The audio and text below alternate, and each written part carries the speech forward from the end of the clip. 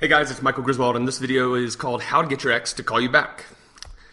This is one of the most difficult things to do, right? And this is something that most people have a lot of trouble with. Because if you can't talk to them or get your ex to communicate with you on your terms, it's going to be really tough to get your ex back, obviously. So, what can you do?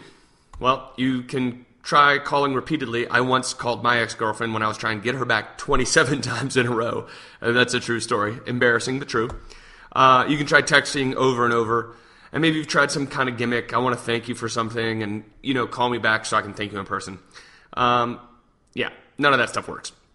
This is a completely different approach. And the reason that this is beneficial is because it's going to turn the tables on your ex, right? So right now, your ex is the one in control. They're the one that call the shots. Everything is done on their terms. But once you learn this little strategy, then it'll be different. And I actually borrowed this from a good friend of mine named Matt, who he was dating this girl at a time, and she had just broken up with him, and he was pretty tore up about it. She was the first girl he ever really liked, and the thought of losing her was pretty devastating. And in fact, she had broken up with him to go out with someone else, which is like double whammy, right? So she's not his girlfriend anymore. Now she's his wife.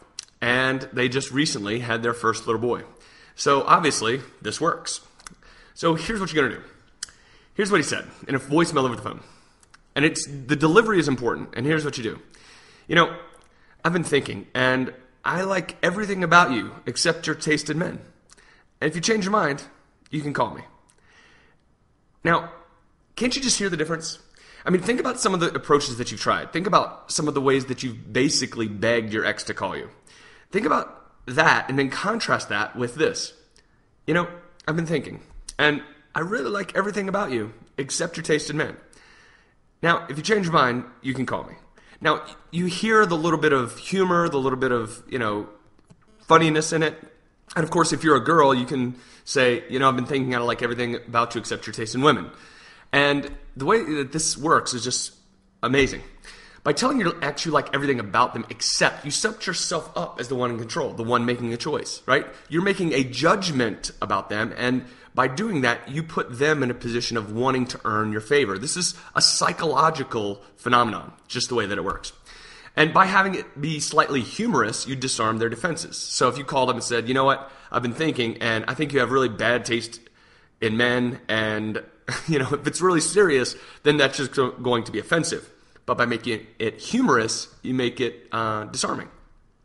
And by delivering it in a way that's confident and secure, you show your ex without having to tell them that you don't need them. Now look, this is the key, because so often people want to act like, I don't need them. But you show them by doing it this way that you don't need them. And that's way, way more powerful. And by inviting them to call you back, right, you give the impression that they are in control, even though you are the one who orchestrated it. So, so often it's the difficulty in getting reconciliation is having somebody make the first move. Because we're proud, right? And nobody wants to lose face. So everybody wants to hold their ground. By giving them the opportunity to call you back, you make it easy for them to do so. And you do it in a way that is very clear and very confident about your intentions. This is absolutely money. And everybody that I've used this with, everybody that has used this has seen great results. Because it's so, unusual. Your ex doesn't expect you to say something like this, especially if you've been really begging them. Now, it is pure genius persuasion because it works on a psychological level. Now, there are a couple conditions about this. One is you have to believe what you're going to say and not just think of it as a trick, right?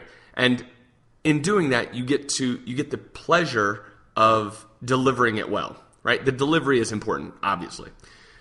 The relationship needed to end without a lot of anger, or you need to have let the anger or the resentment, etc., pass in order for it to be effective. So in other words, don't hang up from the phone, with your ex from a fight after just begging her or him, or after just, making some kind of scene, and then call up and try to use this, because it won't be believable, right? If your relationship ended poorly, then you have to give time for that to subside so that this can carry its full effectiveness. Now, I know that you can see the power of that, and I know that if you use it, you will get your ex to call you back, and you automatically turn the tides and become, even ever so subtly, the one in control. So to discover the other strategies and how to feel confident in, how to make your ex want only you, click on the link below to become a member of the M3 community. When you do, you'll be given access to all the strategies, approaches, and winning ways to make your ex crazy about you again. And if you end up getting married, you can feel free to name your firstborn after me. I'm Michael Griswold. Go ahead and click on the link below so that we can get started helping you to get your ex back and on the track that you want to be.